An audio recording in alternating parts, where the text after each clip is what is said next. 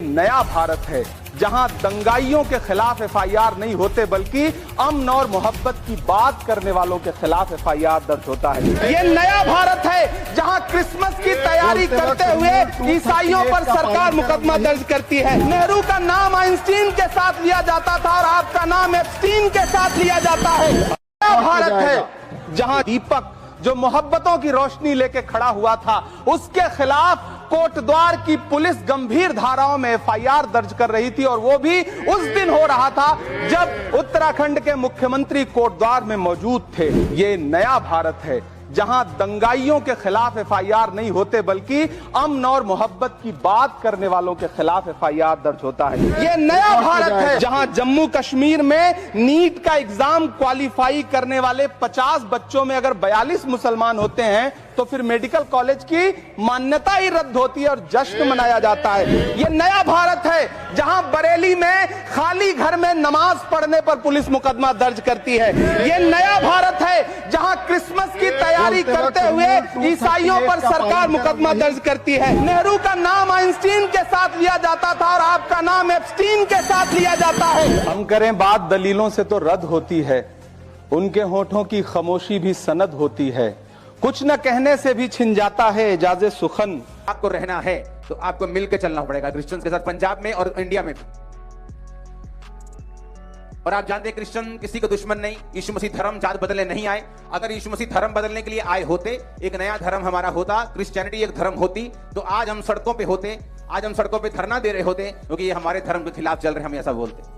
अगर यीशु मसीह धर्म बदलने आया ही नहीं तो फाइट किस बात की है? ये तो एक विश्वास है, ये तो एक सच्चाई है कि यीशु मसीह मेरे लिए मारे गए, गाड़े गए और तीसरे दिन मुर्दों में से जी उठे और मेरे पापों के लिए उसने जान दी। आज अगर मैं अपने पापों को मानता हूं तो जो क्रॉस यीशु मसीह ने मेरी शर्मिंदगी के लिए उठाया था, मेरी धरती की शर्मिंदगी खत्म होती। इसमें कोई धर्म की बात है? यीशु मसीह ने कहा दुनिया के थके हारे और बोझ नीचे दबे लोगों मेरे पास आओ, मैं तुम्हें विश्राम दूंगा। कोई धर्म की बात है इसमें कि आओ क्रिश्चियन बन जाओ, मसीही बन जाओ? मसीही बनना एक अलग चीज है। मसीह बनने का मतलब हम मसीह के हुए, हमारा मालिक मसीह है, हमारा सिर मसीह के सामने झुकता है। हालेलुया।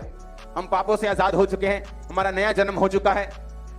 हम मसीह में गाड़े गए, बपतिस्मा लेकर उसमें मर गए पर मसीह में जी उठे, पापों के लिए मर गए। ये हमारा विश्वास है। तो मैं चर्च को बोलना चाहता हूं, आपको डरना नहीं पर प्रार्थना करनी है। डरना और प्रार्थना ना करना ये अलग अलग चीजें हैं। परमेश्वर ने हमें ओवर कॉन्फिडेंट होने के लिए नहीं बुलाया बल्कि कॉन्फिडेंट होने के लिए बुलाया है। आमीन। मैं एक सलाह देना चाहता हूं ऊपर बैठे लोगों को कि आपका जो दिल करता है आप करें। चर्च डरता नहीं क्योंकि डरेगा वो जो गलत काम करेगा। अगर किसी ने चोरी की नहीं तो वो डरेगा क्यों? हाँ, बाकी अगर जबरदस्ती चलान काटने पे आए तो बंदा कहता है कटना तो है ये चलान, वो अलग बात है। लेकिन अगर गलती नहीं है तो आपको डरने की जरूरत नहीं, लेकिन आपको प्रेयर की जरूरत है। और मैं उनको एक सलाह देना चाहता हूं, आपको भी खड़े रहने के लिए पंजाब के क्रिश्चियन की जरूरत पड़ने वाली है और इंडिया के क्रिश्चियन की जरूरत पड़ने वाली है। क्योंकि वो लोग जिनका नाम अभी भी जॉन और पीटर नहीं है वो आपको देख रहे हैं। क्योंकि जो क्रिश्चियन व्यक्ति है वो किसी पार्टी से जुड़ा हुआ नहीं, कोई किसी पार्टी का, कोई किसी पार्टी का। लेकिन जब वो क्रिश्चियन व्यक्ति देखता है किसी खास पार्टी को अटैक करते हुए दूसरे लोगों के ऊपर, वो ऑफेंड होता है और इससे पार्टीज को बचना चाहिए। सुनो मेरी बात, लॉ हमारा इंडिया का क्या कहता है कि कोई भी जन अपने धर्म का प्रचार और अपने धर्म को मान सकता है। यहां से कोई क्रिश्चियन बपतिस्मा लेकर क्रॉस डालकर, मैं कहता हूं कि बिशप बनकर, पास्टर बनकर, अपोस्टल बनकर बाहर जाए और किसी दूसरे धर्म का बंदा उसको ये बोले कि भाई साहब आप अपना चोला उतारिए, आप अपना क्रॉस उतारिए और आप मेरे धर्म में शामिल हो जाइए, ये कहने पर आप उस पर केस नहीं कर सकते क्योंकि संविधान उसको इजाजत देता है अपने धर्म का प्रचार करने की, चाहे दूसरे ने जो मर्जी बाना, जो मर्जी शारीरिक, जो मर्जी क्रॉस क्यों ना डाला हो, आप पर कोई केस नहीं कर सकता। आप मेरी बात समझ रहे कि नहीं? कोई अगर आपको आकर बोले कि ओए तूने धर्म परिवर्तन कर लिया, कभी मत बोलो कि नहीं हमने धर्म परिवर्तन नहीं किया, कभी मत बोलो। उनको मालूम है कि तुम धर्म परिवर्तन नहीं करते, उनको मालूम है कि चर्च धर्म परिवर्तन नहीं करती, वो सिर्फ आपको डराना चाहते हैं। उनको ये बोलो कि भाई साहब पहले bless you all of you, सबको जय मसीह की। और प्रभु आपके जीवन में हर एक बुराई, हर एक तकलीफ इसी क्षण, इसी वक्त हवा में उड़ा दे। आमीन। मेरे भाई बहनों, हर वक्त हर जगह एक एलिगेशन, हर टैग हम पर लगा जाता है, क्रिश्चियनिटी पे लगा जाता है, जीसस क्राइस्ट पे लगा, और जिनको प्रभु आज चुनता है उन सब पे लगता है, चाहे वो प्रॉफिट जी हो, चाहे वो हमारे प्रभु के पहले के दास हो, चाहे मूसा हो, चाहे एलिया हो, चाहे प्रभु को जिनने माना उन्होंने उस घड़ी से लेकर मृत्यु तक परीक्षाएं दी है। मैं आपसे सिर्फ एक ही बात कहना चाहता हूँ कि आप सब बहुत स्ट्रांग लोग हैं। आपको कोई हरा नहीं सकता है और ना ही कोई आपको झुका सकता है और ना ही कोई आपको किसी चीज़ से भरमा सकता है। आज चारों तरफ जो लोग परमेश्वर की बुराइयां करते हैं, जो एक पार्ट पर बैठ जाते हैं, वो कोई से मज़हब के क्यों ना हो, वो कोई से भी धर्म के क्यों ना हो, परंतु वो जीसस क्राइस्ट का नाम लेकर, प्रभु यीशु का नाम लेकर, पवित्र आत्मा का नाम लेकर वो कहते हैं कि जहाँ पर धर्म परिवर्तन होता है, जहाँ पर पैसा देके क्रिश्चियन बनाया जाता है, जहाँ पर बहुत सारे आरोप लगते हैं, आप सबको पता है। परंतु मेरा ये मन कहता है कि हमें डरने चमकने की ज़रूरत नहीं है।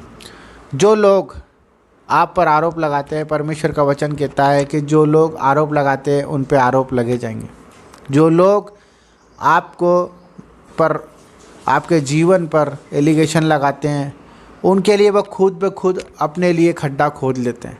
परंतु जो बाबा उन हैं जो आज किसी भी पद पर हैं, मैं जानता हूँ शिक्षा ऐसी चीज़ होती है जिसे एक्सप्लेन करने के लिए, जिसे बताने के लिए किसी की बुराई करने की ज़रूरत नहीं पड़ती है। अगर प्रभु यीशु मसीह में एक एक वचन में वो ताकत है, आज तक उनने वचन में हमें ये ना सिखाया और ना ये बोलना कि आप किसी की बुराई कर कर भलाई को प्रकट करो। ऐसा नहीं होता। जहाँ जाओगे वहाँ पर पहले बुराई की जाएगी, आपको डराया जाएगा, आपको ऐसा कर दिया जाएगा, आपकी कमज़ोरियों को पकड़कर। आप इस चीज़ से क्लियर हो जाएं, परमेश्वर आपसे ज़्यादा महान है। परमेश्वर आपको प्रतिदिन देखता रहता है, वो आपकी अच्छाइयों को, बुराइयों को देखता रहता है। आप हिम्मत ना हारें। जो लोग प्रभु में नए आ रहे हैं, जो लोग प्रभु को जानते हैं और जो प्रभु उनके लिए करता है, वो हमारे द्वारा नहीं करता, वो किसी बाबा और किसी जन्म दिए माँ बाप के द्वारा नहीं करता। वो हमारी माता के गर्भ से जानने वाला परमेश्वर है। वो हमारे उठने बैठने का हिसाब रखता है।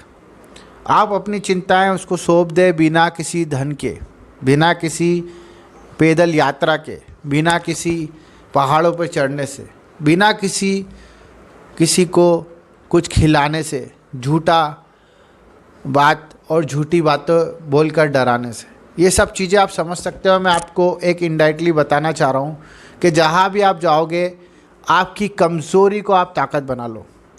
आप अपनी कमज़ोरी किसी से शेयर मत करो। आपकी तकलीफ़ सिर्फ प्रभु से शेयर करो, जो जिंदा खुदा है।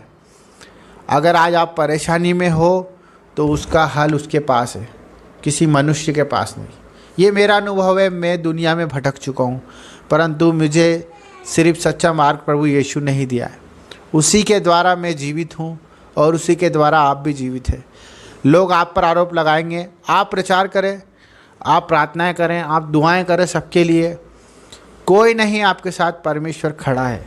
आप महसूस करेंगे तो वो आपके बीच में उपस्थित हो जाएगा और सबको हराने का वक्त आ चुका है। मेरे भाई बहनों, कितने भी आरोप लग जाए, परमेश्वर जो लोग परमेश्वर के जन को दबाते हैं, परमेश्वर उन्हीं जनों को उनसे ऊपर लेके आता है।